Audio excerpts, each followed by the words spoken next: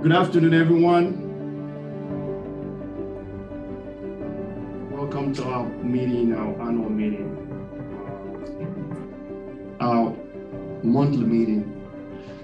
That tells you how we're in. I'm seeing, let's just give a few more minutes and see how many people will join the meeting. We'll have a couple of updates for all of you.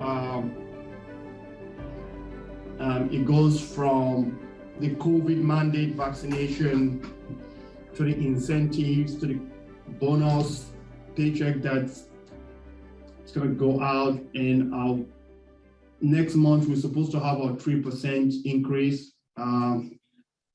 So it looks like next month's going to be not as bad for our nurses in terms of the finance. We hope so. It's a little token of gesture on behalf of all the hardworking men and women out there, the nurses, who within the past 18 months has done so much for the community. So we just want to thank everyone for everything that you all do. I have my mask on. Since Maria has a mask on, I'm taking mine off just because it's difficult to talk. I feel like I'm suffocating here. You're in danger. So you have people joining. I'll only wait a few minutes, maybe. Yeah. Oh, just wait a minute.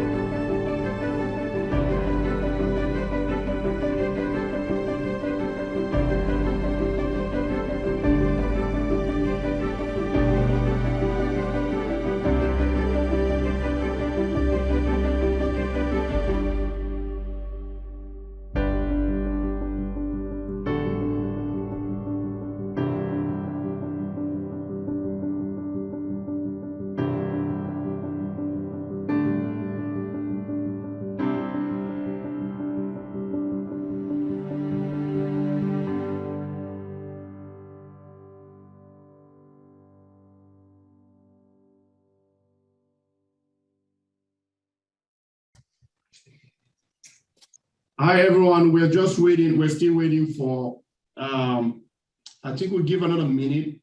At 1:35, we'll go ahead and start. Just For those of you who haven't met our rep Mario, he's right there. See his face. You see him around, he goes around and walks around the units sometimes.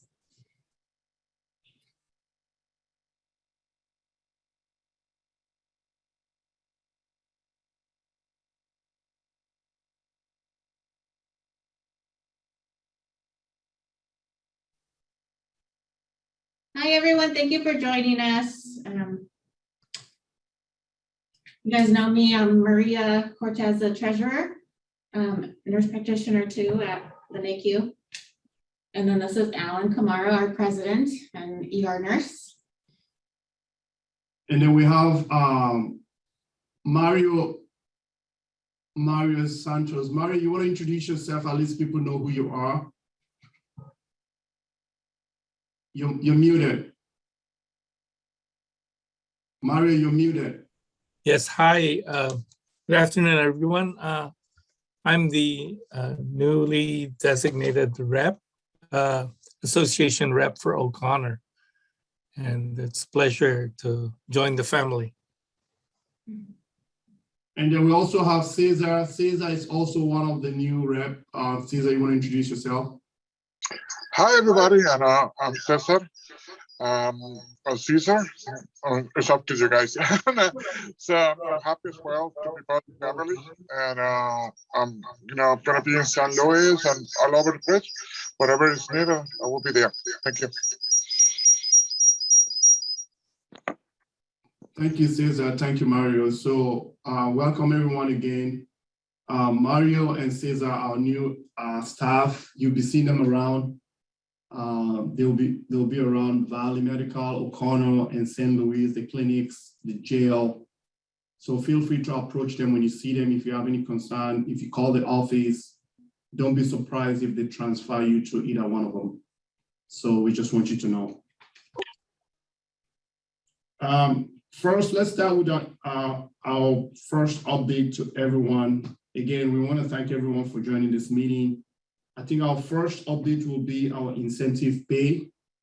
As you all know, we've had incentive pay that extended all the way to November 28th.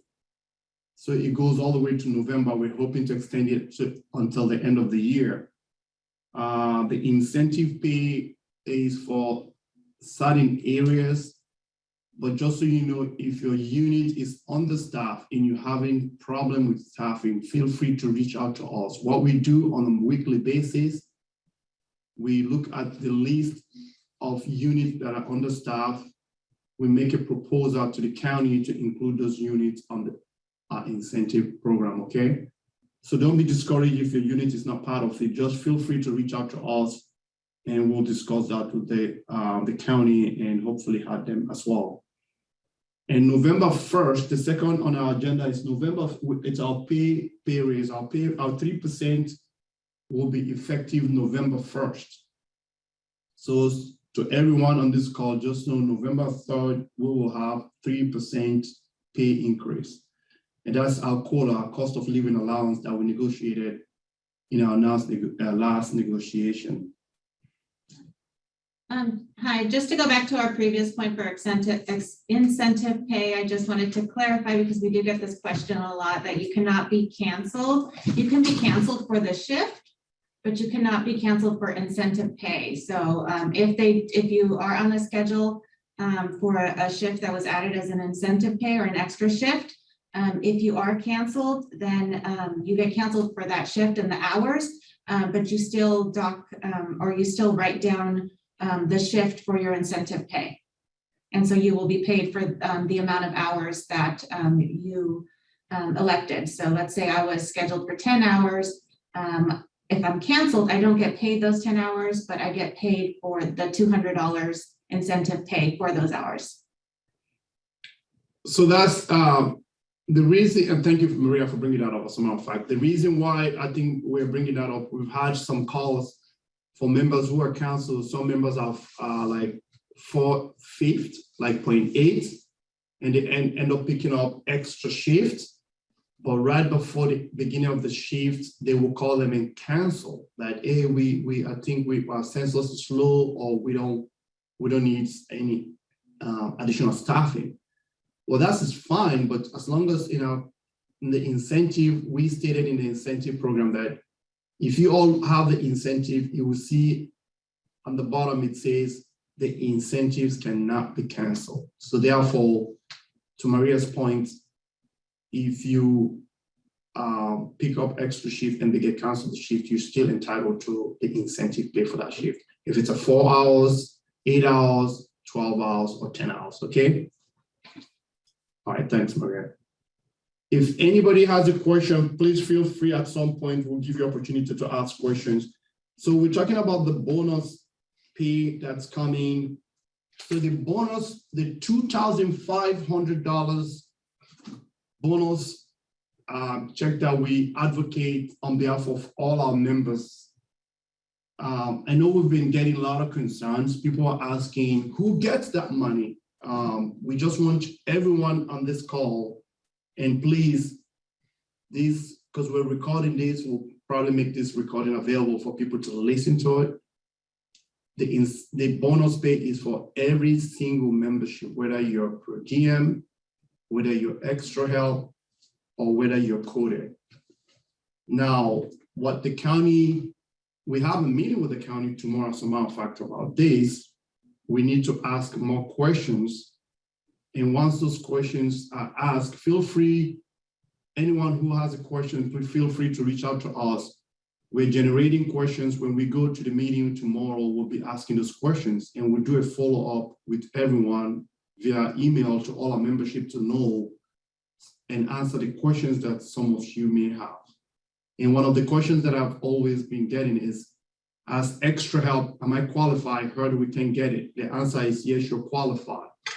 But what the county had initially stated is, or was, they will pay you, if you're full-time, you get $2,500. And if you're part-time, they will prorate the $2,500 to your whatever hours that you work. But if you're a 0.5 that picks up and work full-time all the time, then they are going to take that into consideration and pay you accordingly. So they are not going to say because you're 0.5, they will pay you 0.5. They will look at the amount of hours that you work during the pandemic.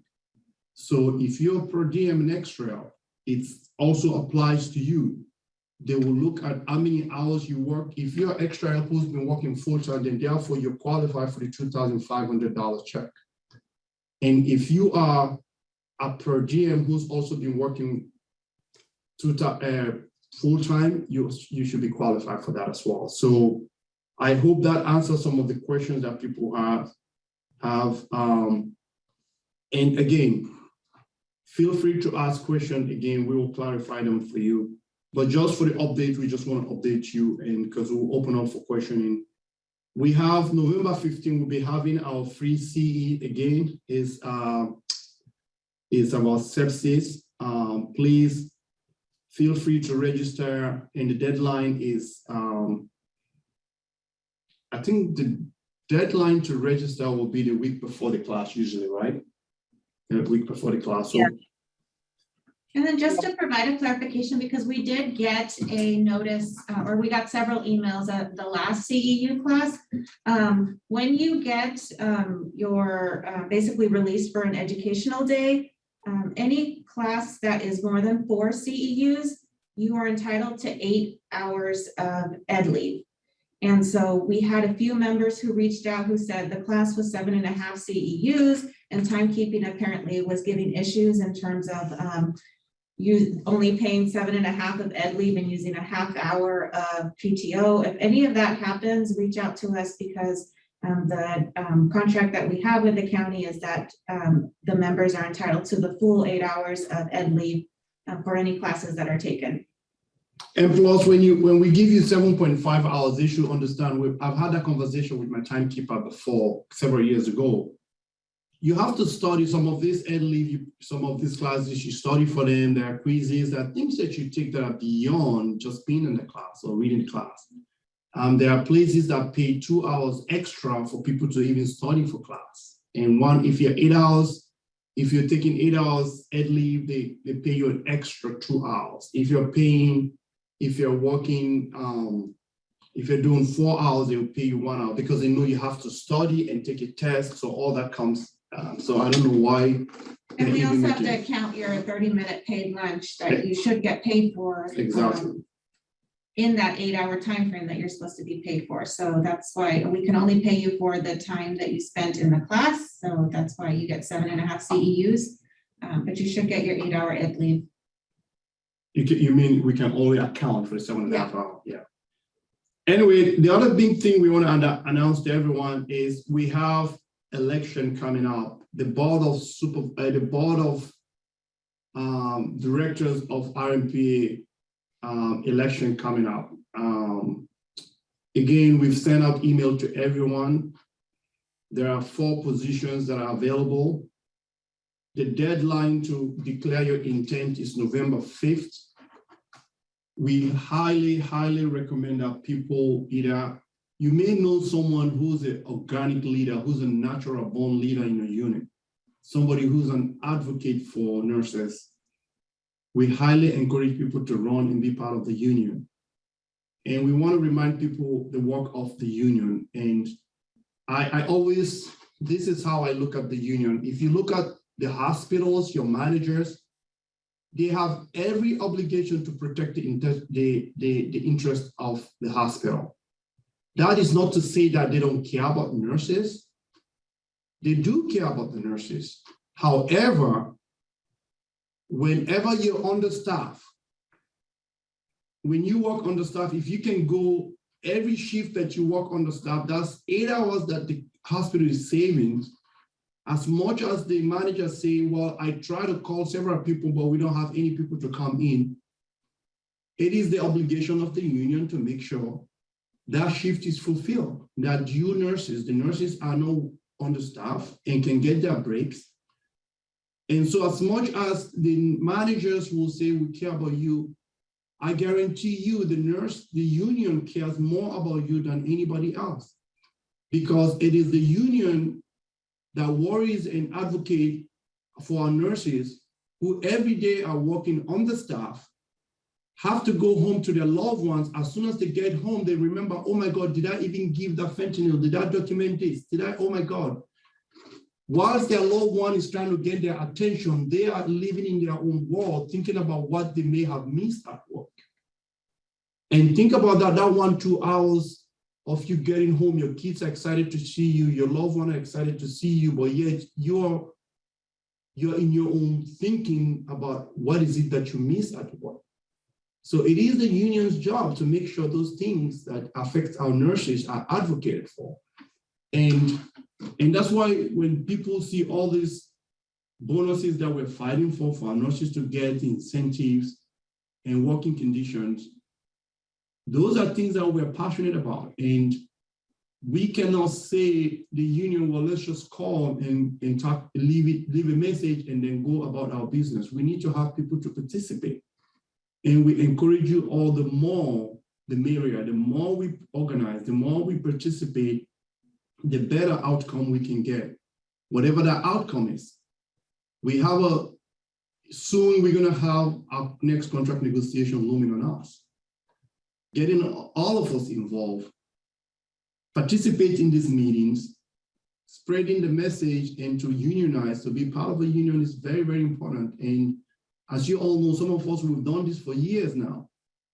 And so the more we have people here to do this work, the better it will be for all our nurses. So we highly, highly encourage people. A lot of things are being done behind closed doors that you don't know, behind the scene that you are not aware of. There are a lot of things that we fight for. If you have a shorter supply, if your staffing is short, if you guys have a working condition, we are on it. As long as we find out about it, we are on it. We're fighting on it. And so in other words, every day there are a lot of things. Remember, we have over 3,500 membership now. So we highly, highly encourage everyone to participate, to be part of the union. So we will seriously appreciate to see people run for office or engage in another way to be part of the union. I just want to send that spiel out there for everyone. I know it's a long spiel, but I hope people buy it. And we're talking about short staffing, right? I mean, for the past, years, we've been understaffed all the time anyway. Now we have the staffing level forms. We've sent email out to everyone. We've tried to educate our members how to fill up those forms. Please remember to fill up the forms when you're understaffed. Please, we highly, highly recommend that when you're understaffed, those staffing level forms are available on your desktop at work. Just look for it, fill it out. We are not trying to be punitive. So just remember, when you fill it out, it's a root cause analysis. Basically, we're just trying to capture how understaffed you are. That gives us an idea how many more staff nurses that you need in your department. So we hope sometimes some people see, if I fill this out, will my manager retaliate against me? Well, they shouldn't, because you're not like telling on your manager. More so, you're just telling them, hey, today we were short-staffed. I filled this form, I hand it to my charge nurse, and my charge nurse will hand it to the assistant nurse manager to also respond and help, and then hand it to the manager, who then every month we meet and discuss what happened. So it's nothing punitive. More so, it is just to capture how understaffed we are. So that justifies when we meet with the county board of supervisors, when we meet with Paul Lawrence, when we meet with Dr. Jeff Smith, when we meet with Jill Sproul, Juana Betty of St. Louis, that we can reasonably say, you know what, it looks like this department is really understaffed. they need more nurses. And that's how the county allocates FTEs for those units. So please, the forms are available on your computer, desktop. If you can't find them, if you go to rnpa.net, you go to forms, they are there. You can download them, fill them out.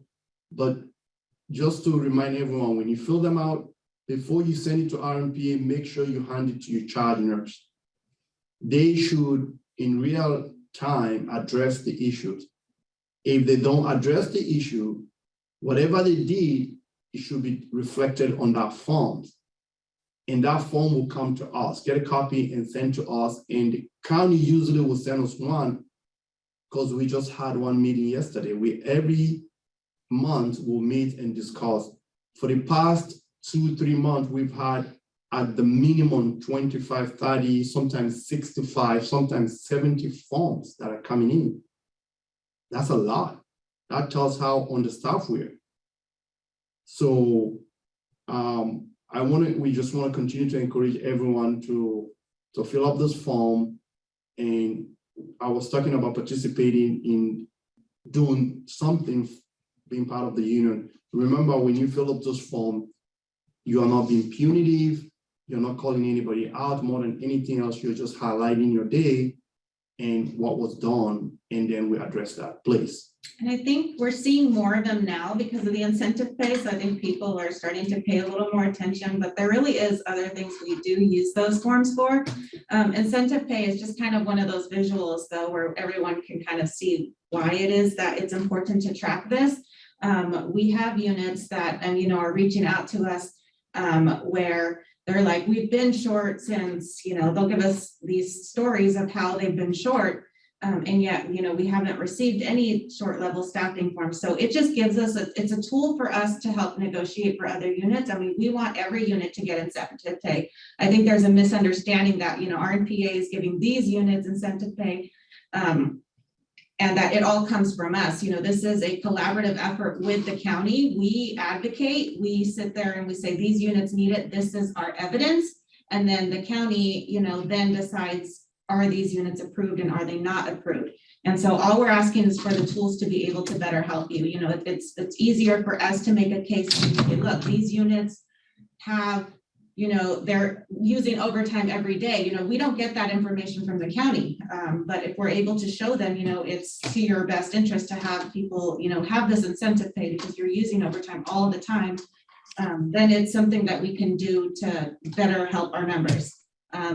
It's great that people are, stepping up and, oh, we don't need to use it because we stayed overtime. So that's why we didn't fill it out. But honestly, we need to know if these things are happening if you're short so that we can advocate not just for more staff, but for these little things where, we're then having to say, these units are short and this is our evidence. Any board member has any update before we can open it to the membership for question, please? No, Alan. All right, is Jen on? I'm on. No, I think you guys covered it. Be interested to hear any questions from members. Thank you all. So we're going to open, let's just open the floor for conversation, please. Feel free to ask questions, nurses. We don't see any questions in the chat, but if you're unable to talk out loud, you can send, just type up a quick question in the chat and we'll address it. If not, feel free to unmute yourself and ask questions.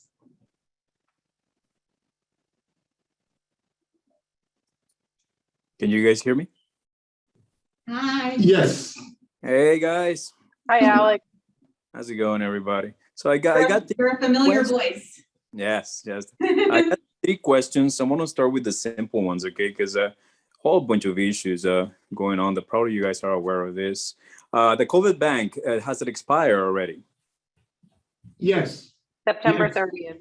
Yes. Write that down, because everybody keeps on asking me. Nurses have, especially right now that they're getting the shot, they've been getting sick with the shot. Just feeling lousy with the shot, and they have taken days, I think, and they've been wanting to use that COVID bank, but it's all right. Super Smash Brothers, yes. But they've been trying to, and yeah, it seems like that is expired. So when did you say that expire? September 30th. Okay, thank you.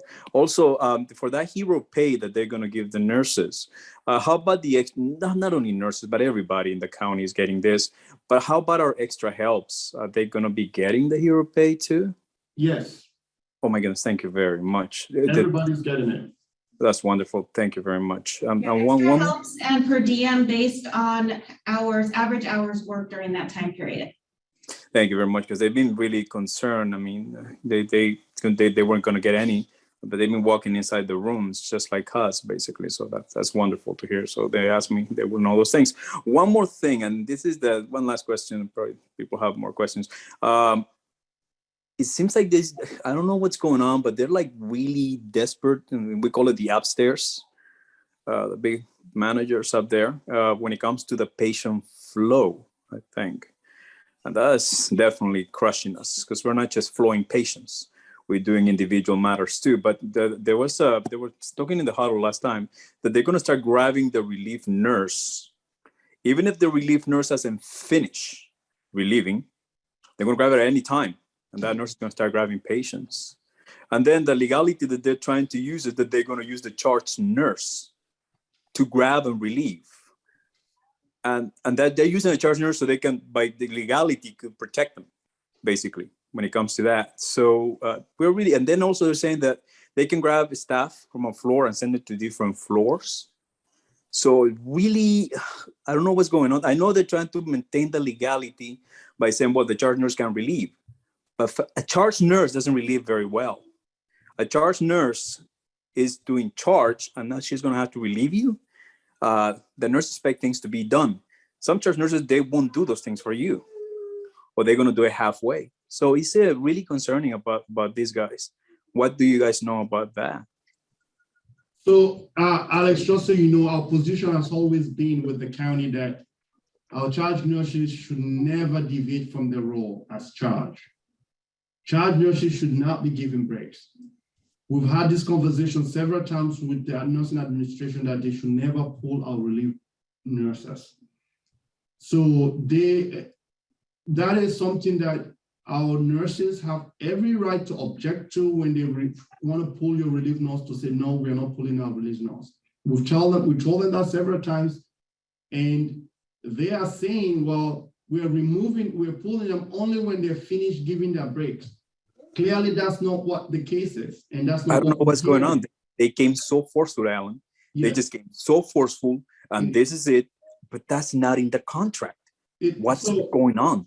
So, Alex, and that's what we're saying. And just so you know, the position of the union, and this is a conversation that we've had with the county several times, every time we have meeting with them, that we are opposed to them removing our nurses.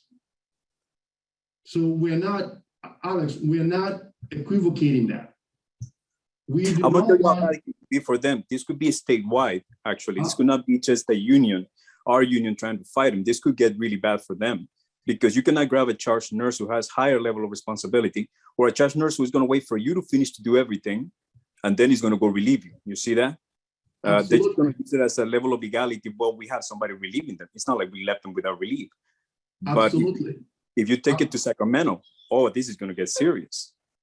Well, we're meeting tomorrow with Dr. Smith, the county exec, the CEO of the county.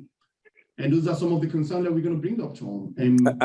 And you know, Al, it's so bad that they opened that EAU, whatever they call that unit, which when I was in shared leadership, I always had a dream to have something like that. But that's another half-baked idea. They're going to do it just like 12 hours. So it's a good idea, because we don't have the staffing. We don't have the staffing for that. Exactly. So Alex, recently the problem that's been happening with some units, especially at St. Louis, for example, right? They're starting to write up the nurses or the impunity, because when an ambulance pull up and the ambulance is waiting more than 30 minutes, if you're a charge nurse at St. Louis and the ambulance waited more than 30 minutes, they are pulling you and someone's going to come talk to you. And that's something that we've addressed that it's unacceptable. So in order for them to release these ambulances, what they're doing, they're creating this express admit unit where they will move some of the patient called the med-surg patients to those units whilst emptying the bed in the ED. But what they fail to understand is, Alex, those are not the patients that holding beds in the ED. I mean, our ED, think about this, everyone. Our ED is small and we have our volume is high. So I don't care how you twist and turn it, you're still gonna have a lot of ambulances heading our direction, which we have no problem with. But the problem, the problem we call this Monday morning quarterbacking, where when a charge nurse has worked every difficult shift only to be called in the office the next day and say, why didn't you do X, Y, and Z? Well, it's because sometimes the charge nurse has a responsibility to make sure he or she looks at the waiting room and see how many sick patients we have in the waiting room and how many ambulances are coming in. So it's not like these charge nurses are deliberately wasting this ambulance's time. We have very good relationship with the EMTs and paramedics. We do not want them to wait any minute longer than necessary. But sometimes it is because we do not have space to put this patient. So now the administration is saying, well, let's create this this unit upstairs with no staffing. But oh, we're going to remove the ADTs and have the ADTs do that. Some of these ADTs are not assigned for that. So, like to your point, it's half-baked because it's a great idea if we have the staffing, but we do not have staffing. So what do? And this go back by removing all our break relief nurses all over the place. And when we have nurses are so overworked within the past year, so stretched thin, but no, they can't even get their breaks. They took our ADT nurse on PM shift that used to flow around in the hospital, and they took her into that unit. So what I'm trying to say is, like, they're really desperate up there when it comes to the movement, especially of that small ED, that they should try to work and make it a bigger ED. That's what they should be trying to do. And I think when they do the EAU is a great idea. If it was at 24 hours, tell them to bring some of those clinic nurses back, that they have the same pay. That's what's going on too. I tell you these guys, so when you go to those meetings, have a little bit of idea what's going on, because many of our nurses, and what I've seen is even younger nurses going to the clinics. And you know why they go over there? They already got the Clean 3. They already got all those things going for themselves, got the higher pay. They go to the clinic and they're going to be sipping on Starbucks and making the same amount of money. And the county doesn't have the vision to see stuff like that. You see, if they will kind of separate the pain that clinic makes this, where you break your back, when you crack your back and get a higher pay, people would think twice to run into a clinic. You see that? And that's where they're going. I know. And that's they don't have enough staffing because a whole bunch of them have left. And we completely agree with you. Let me, Alex, give me a second. Let me just respond to some of the questions in the chat. Go ahead. Okay?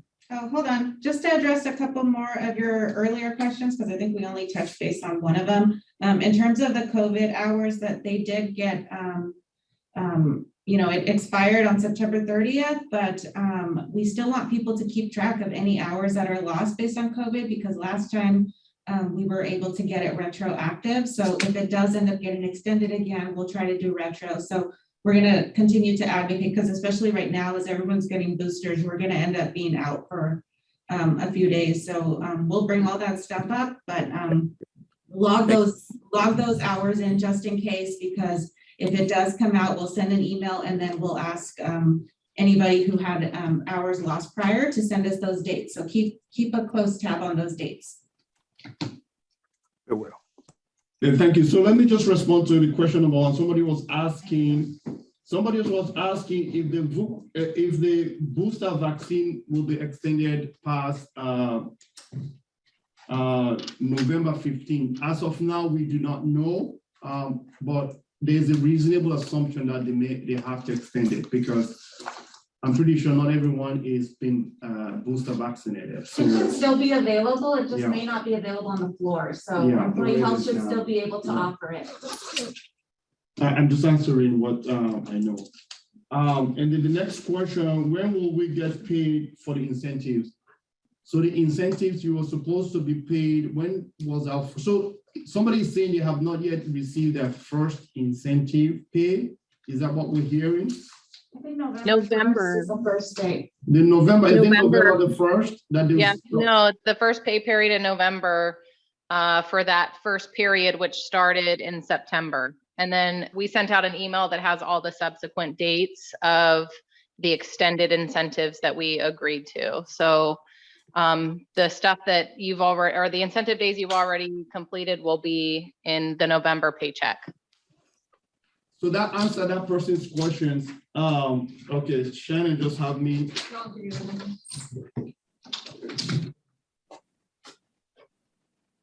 Okay, and Tiffany just answered that question. I think it's exactly what's on the settlement and the side letter.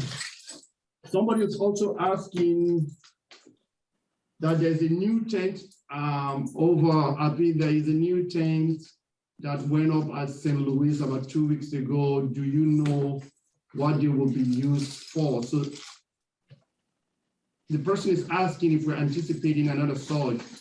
The question is, at this point, everybody is preparing that going into the flu season, it is reasonable to be proactive than reactive. So my initial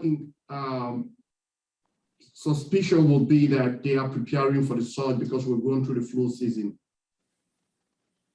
for St. It Louis. could also be remember the ambulance backup, Alan, Betty was Yeah. talking about? Maybe that's an area to unload the patients waiting in the ambulance too. Yeah, it's going to be difficult to, because you cannot, so you can't just load people in the tent. Anytime you empty an ambulance, they have to be seen by a doctor. They have to be medically screened, not to violate the MTALA. So I don't know how they would do that.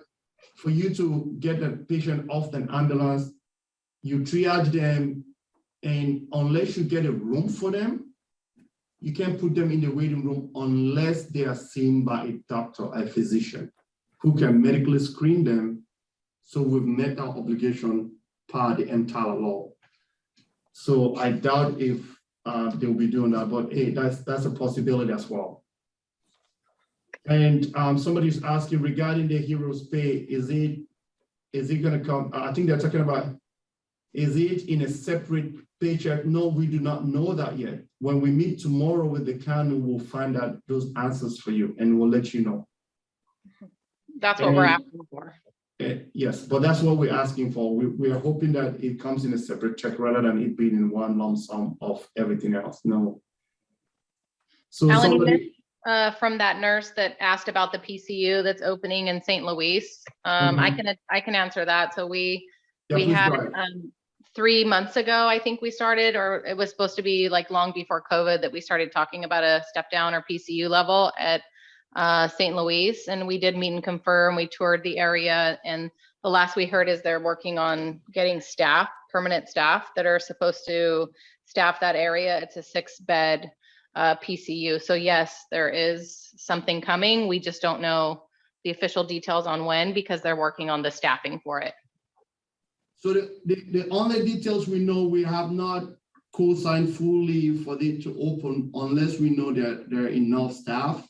The union's position has always been that we don't mind. It's a good idea to have a PCU bed, depending if we have staffing. And you can't just pull a med-surg nurse to run a PCU. They have to be competent enough to be a PCU nurse. So we have all those detailed conversations that's still ongoing. But yes, there is the process still going on to open a PCU bed over at St. Louis. Somebody else asked, that's one. Hey, Mr. Sanchez, so the dates for the COVID one is, according to and tomorrow we'll find more details, but based on the referral that was passed by the Board of Supervisors, the language says, if you've been with the county up to June of 2021, and still with the county by November November 15. 15 of 2021. So basically, those are the people that are going to get the paycheck.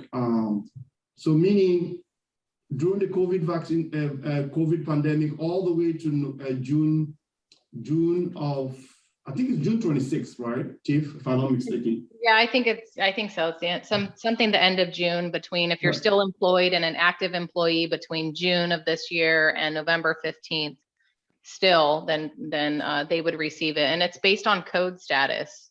Yes. And then, yeah, hours worked, like we said earlier, for per diem and extra help. And ideally too, the people that worked over code, and that's details that we also need to find out and advocate for, because people that have maybe a 0.5 that worked full time, deserve the full compensation as a full coded employee as well. So I hope that answers your question, Juan and Mark. Those as of now, that's what we know. The hours, in terms of hours qualified is how many hours that you work. They will prorate it based on the hours. If you work full-time, you're gonna get full-time. If you get 0.5, you're gonna prorate it to 0.5. So, but it's hours of work, regardless whether you are per diem, extra, or coded nurse, just so you know. Any questions again for us? We can go back to Alex in that the ED expansion, Alan, they said was supposed to happen beginning at the end of this year, right? Yes. Yeah, so they're expanding our ED by, I think they're doubling in beds. There's 25. So we heard about that they're expanding that, and staffing, of course, is a problem everywhere. And we are aware of the memo that Sue sent regarding pulling of the break relief. So yeah, in going back to that, we oppose that. We don't want the break relief to be pulled. People are missing their breaks, and in the event that happens, you need to sign the exception form. And if it's a meal break, you need to indicate that it's a meal break that you missed so that you get compensated for that. And let us know by those levels of staffing form so we can address those issues. For us, what we got really concerned, Tiff, is like the way they came, like they could just do it like that. And they think that legally they could because they could grab the charge nurse. I understand what they're doing. But fact of the matter is a charge nurse doesn't relieve you very well because she has her own duties. Yeah. And the charge nurses, they go over there to their meetings and they're basically their punks that they tell them do this and go do that. But in reality, a charge nurse won't relieve you properly. The nurse leaves that team and things needs to be done. The patient care needs to continue. It's not that I'm just watching that the patient is calling. There is labs that need to be done. There's medication that needs to be given. All of these, a charge nurse that is a bedside probably, yes, is going to do that. But an A&M, maybe just take a break and I watch your lights. So you see, we know that because we're bedside, okay? Yeah. But these folks that they just, they're bosses and they don't take teams, they don't see those things. They go, oh yeah, we could do that. And maybe by the state legality, probably could fly because the nurses are still taking their breaks. But a charge nurse doesn't relieve you properly. I'm sorry about that. No, and they have their own responsibilities, right? And I think there's a misinterpretation on what the break relieves actually do. They aren't simply just relieving people for break. There's multiple functions that the break relievers do, and they serve as a vital resource just as much as those ADTs that are throughout the hospital serve as a vital resource in helping us. And so I think there's a misinterpretation of that. And because Title 22 is not specific to the pulling of the break reliever and the charge nurse as much as it says that they should maintain their assigned role and not be assigned patients. It doesn't necessarily say that they can't do it. And so that's why they choose to, right, when they're short.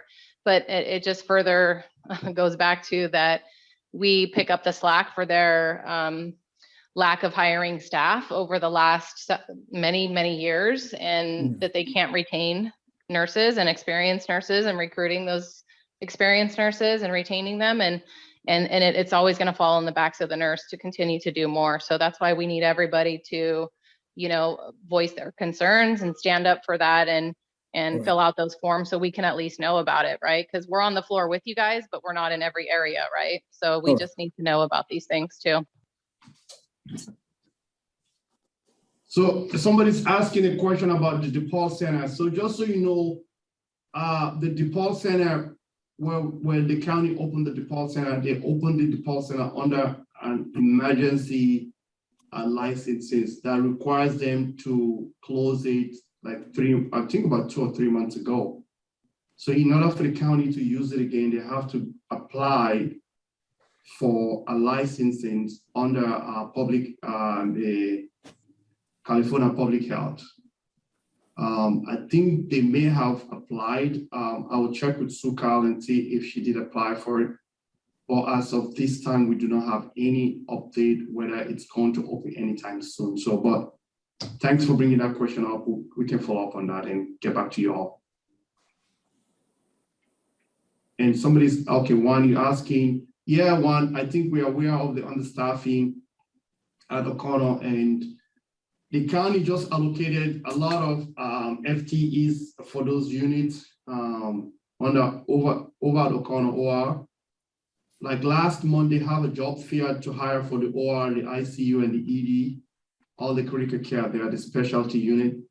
They were not able to get enough people to apply with experience. As you know, Juan, I mean, it is to get OR nurses, it's not easy, right? It's very scarce. That's a specialty area that is very hard to staff.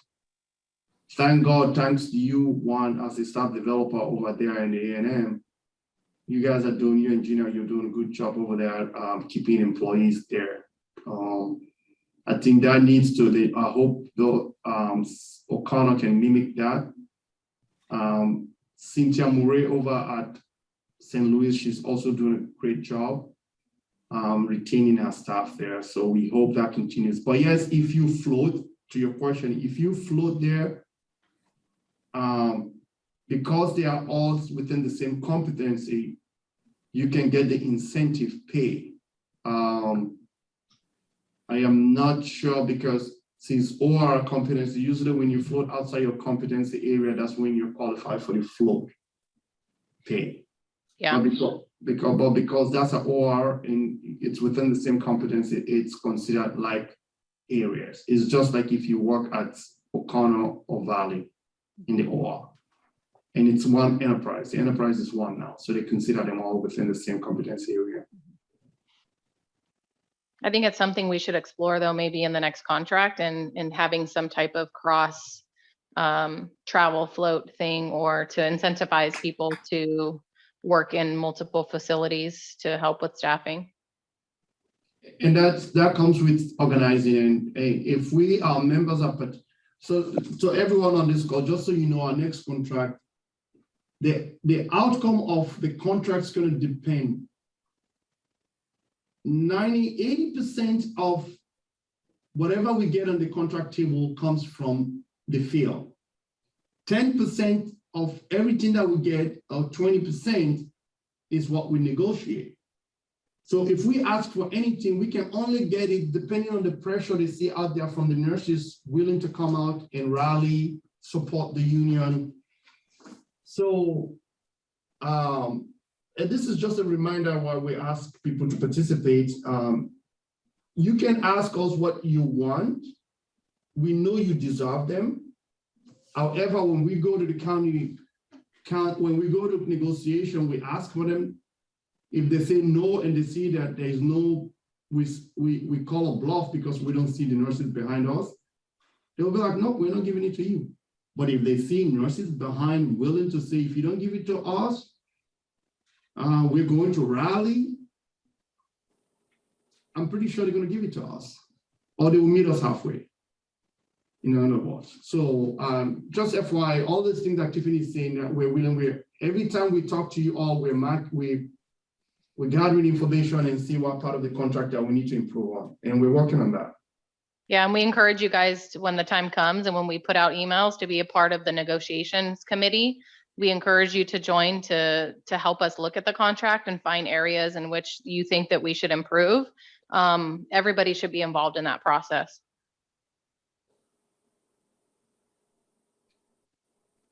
Any question from anyone? Hey, just to FYI, to talk about the COVID vaccine mandate, and we know some of our nurses have reached out to us, and we know the problem is with the county, there are nurses who are vaccinated, but apparently the county requires everyone to upload their own information on Ready Set. And there are nurses who've been with the county for, we have a nurse who's been with the county for 17 years, for example, happens to be a per diem. That nurse is vaccinated and everything, but they released the nurse because the nurse did not upload their information. The problem that RNPA has with that is, some of us, I have PAMF, I go to Palo Alto Medical Foundation. When I had my vaccination, at Valley Medical. Palo Medical Foundation already had my record. I haven't been to Palo Medical for over a year. They already were able to retrieve my information. It's funny, the county nurses do get their vaccination within the county, but yet the nurses are required to upload information themselves when they already took the vaccine from the county. And now these nurses are being released because, I mean, it's just interesting. So we are advocating that these nurses be returned back to work, and because they are vaccinated, they have, so we hope there won't be no problem with this. So we just want to throw that out there. So if you hear a concern, so at least you all know what the union position is. And for nurses who have been exempted also, they should be, I mean, we're fighting for some of the nurses who, for medical reasons, or some of them for whatever reasons, they are not vaccinated, and which are legitimate reasons. If they're exempted, should be allowed to work. I mean, I'm vaccinated, I am for vaccine, and the union's position has always been that we encourage everyone to be vaccinated.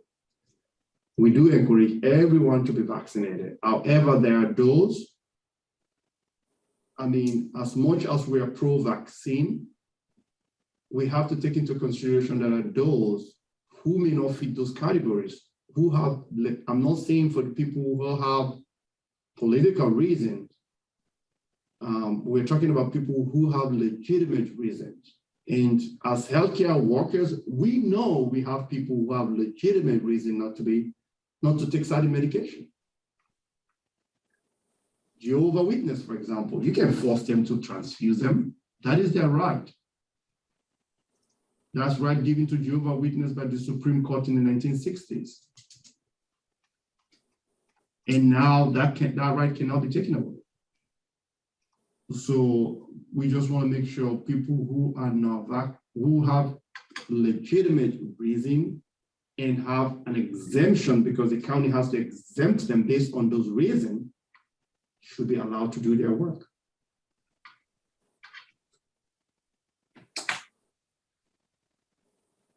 Any questions, anyone? I know we are 5 minutes out. If anybody has questions that they want us to ask when we go to the meeting for the pandemic pay or whatever, just send it to us. We're keeping a running list of the things that we want to ask. So if anybody has questions or concerns, let us know, and feel free to reach out anytime.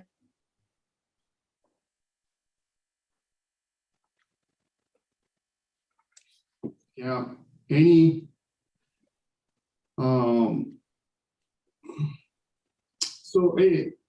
so Alex, just so when you happen to go back to work, please encourage all the charge nurses, if a nursing supervisor wants to remove their floats when or the break relievers. I know the nursing supervisor come, like you said, they're very aggressive. Very aggressive. And it's been like, we're like, what are they? And and they've been trying, Alan, because we got the travelers. They've been there. They really help us out. They've been hiring. I see some new kids going around that they're still training. So they're trying. But when they're coming, they come like that way. Oh, we're just going to grab you, put you over here, and you cannot say anything. I mean, you're just an employee anyway. Or we could, or we're going to get you relief. Relief take a team, charge take there. my goodness, I mean, we're just coming out of pandemic. It's being horrible. And they just come and talk to us like this. I want to feel like I'm a nurse, that I'm serving the public, that I'm taking care of the sick, not that I'm just somebody on a paycheck. And that's the way they make you feel when they do stuff like that. But I have to give it to them. I've seen some new kid. Probably they have a new grad program. The bosses they're hiring, which is great. But that sort of stuff right there, and I see that how desperate they are, when they do stuff like that. But they also don't think very deep. This is just for food of thought. I know this is the end. I'm sorry, I've been talking a lot, but a whole bunch of things have been happening. But many of our nurses union, they have moved to different departments because they have gotten so crushed on those floors. I'm not just waiting for ED patients, Alan. I'm taking care of a patient that is sick in bed. You see what I'm saying? They're expecting for my service, but they think that I'm just supposed to be waiting an admission, because the ambulances are waiting out there and they have the right to crush me, okay? And many of the nurses, they left because of that. And where did they go? To a clinic. And I know this is at the contract level, what I'm just about to say, but just listen to me. So food for the thought, and you guys do whatever you want with this. All of us will make the same pay. I could be just testing face masks on the side, all right? Chilling, having my cup of coffee, telling people off, and let me spray you with this. And she's making my $80. From there, I go and crush myself on the floors. An ICU nurse, which has more skills than me, makes the same pay that I make. And that's why it's this horrible fluctuation. This could bite me, actually, because they might decrease my pay for what I'm saying. But that's the reality. Some nurses, they're going to the clinic. I mean, they're paying me the same, and I'm not crashing myself. And I go with my nice clean 3, and they have moved away by bunches and many more, and thinking about going away. So some of the shortage that you're seeing is because they're moving away from the bedside. And now with all this technology that you're seeing over here, they want to go edit. They want to go, what do they do? QI, quality control. They could be sitting or calling patients at home. How are you doing? Are you taking your medication? Instead of having somebody that's going septic. You see that? So it's really interesting, the whole thing that I've been seeing. I mean, the bosses, they're trying to bring, to help us out by hiring. That's what they have to do.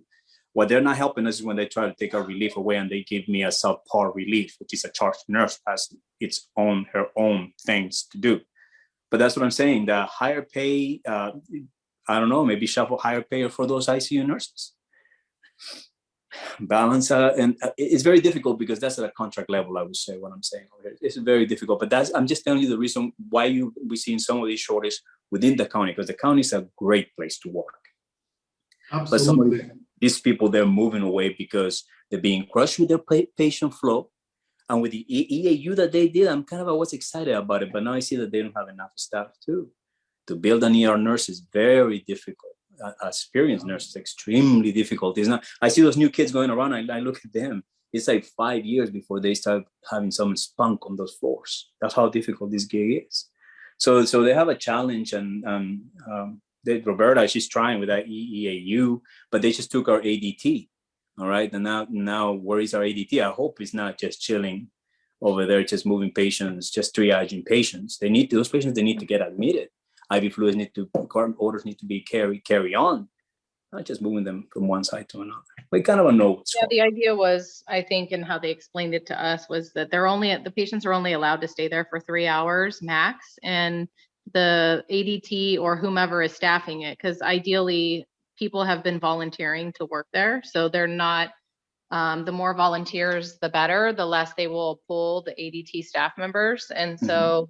The idea and how it was explained to us was that they complete the admission questions, any pertinent, immediate orders that need to be finished, and then ship them out when a bed gets ready. But like for Monday, for example, Tuesday, the first day that it opened, they had one patient that met the criteria to be able to be there. Right. And that's not enough to keep the unit open. So they closed it and the ADT went back to their normal role, right? So it may fluctuate and be open one day and not the next.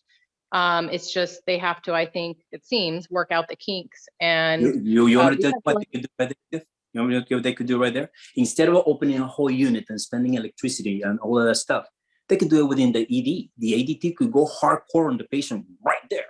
And they are saying, instead of opening a whole unit, they could have some real strong ADT nurses. I would love to. Beds, though, the inpatient beds they don't have. That's what they were trying to fix. But the problem is that patients are waiting too long in the ED because there's no inpatient beds. Correct. That's one thing. But if they could go, they move around, They open the orders that they're supposed to be on the floor. They hang the IV fluids, and then they call to the unit. You know what? This patient is fully admitted. You have me a nurse in there that could take me this patient as soon as possible. That will work. And they don't need to go open another unit. They just have a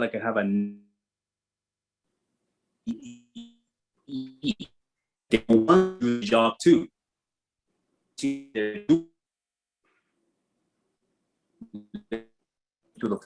Yes. So Alex, your phone is stuff going for the patient. Admitted that. Let me answer someone just sent a message. What can you tell us about the claim for? Oh, so the update on claim for, from our understanding from the county, they said they've already, Andrea is in charge of that.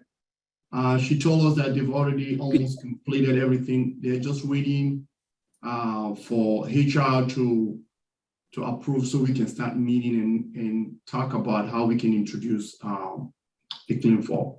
So we are closer than I think we might have the conversation before the end of the year. That's what we were told. Yeah, we actually have it on our agenda as a follow-up item for next week, just to kind of see the status of that. But, and then in reading the contract yesterday, me and Alan saw there used to be a CLIN 5 too. And we're like, oh, where did, so they took away these in the past due to, cost, right? It costs more. You get 5% usually increase based on, your clinical nurse status. Then you have the steps in between where you get all that too. And I think that's, it was frozen, I think 2004. Mm-hmm. That's when they froze CLIN 4 and CLIN 5. But it's coming now. So yes, we don't know what the requirement is, BSN, MSN, etc. Like you said, but we'll find out once we meet. Yeah. We invite you all to send us a recommendation, suggestion. So usually our recommendation to them is we're going to form an ad hoc committee.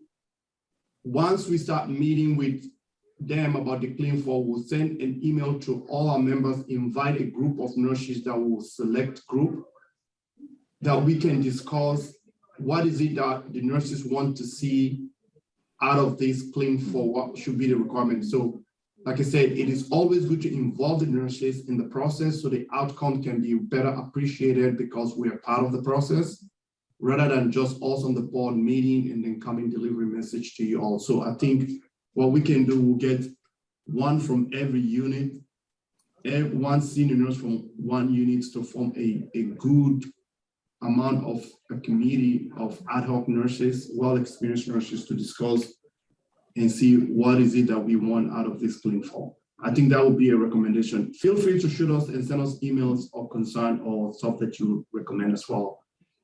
Yeah. And we did bring it up in negotiations actually last time, and that's where we were trying to get it in. And they had said, oh, well, we don't need to do this through negotiations. We don't need negotiations for it. We can do it anytime. And I think it's been delayed because of the COVID thing, which is, I feel, the excuse for everything.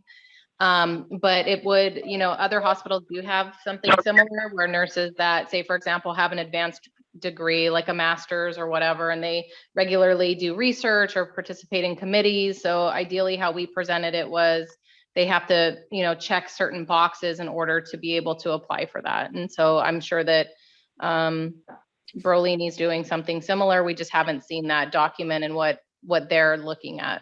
But we've asked to see that and be involved in that process too. So like Alan said, we'll reach out when things get a little bit closer so that we can get more feedback. And also, someone is asking if there are incentives, maybe we should have some type of incentive or competency in certain areas. Like, for example, critical care programs, if we can X dollar amount to compensate people for doing certain training. So first and foremost, the thing that we've asked the county is to make it easy for people to cross-train into critical care areas. And the county is starting to look at that. St. Louis or Cornell are probably going to have their own. Yesterday, we were talking about the possibility of even open a critical care program for L&Ds, ORs, and etc. So I think down the road, that's something that once it is possible, we can ask to say, okay, let's incentivize the program so people will have appetite to train. That's our goal. That's our goal. Again, thank you all. I think we've passed our time by 5 minutes because we waited for 5 minutes. The last thing I would like to say to everyone, please feel free to send suggestions and recommendations to the board. There are things that we can improve on. There are things that we can clearly learn from our members to say, hey, you guys are doing X, Y, and Z, why do this? And feel free to criticize us as well. If you feel like we're doing something, constructively, you can criticize us. We're open to that because unless we hear from you, maybe we might not know what is it that we're doing wrong. But we thank everyone for joining this meeting today. On behalf of all our board, thank you all for everything that you do. We know everybody's approaching holidays. We wish everyone and their family happy holidays and look forward to our next meeting, okay? Thank you. Thank you all. Thank you. Thank you guys.